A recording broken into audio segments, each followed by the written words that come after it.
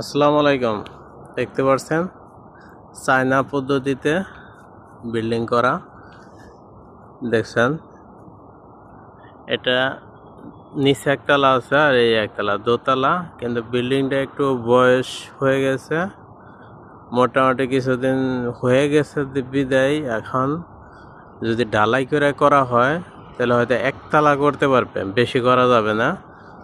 সেই জন্য দেখেন স্টিল দিয়ে দোতলা করতেছে। এই একতলা, এই উপরে একতলা, দোতলা করতেছে।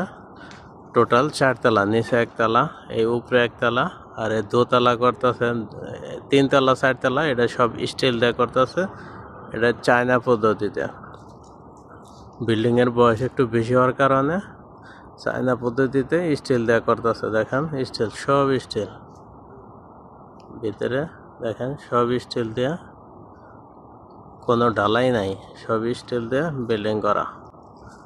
দেখেন এটা চায়না পদ্ধতিতে স্টিল দিয়ে বিল্ডিং করা।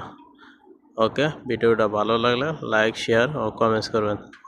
আল্লাহ হাফেজ।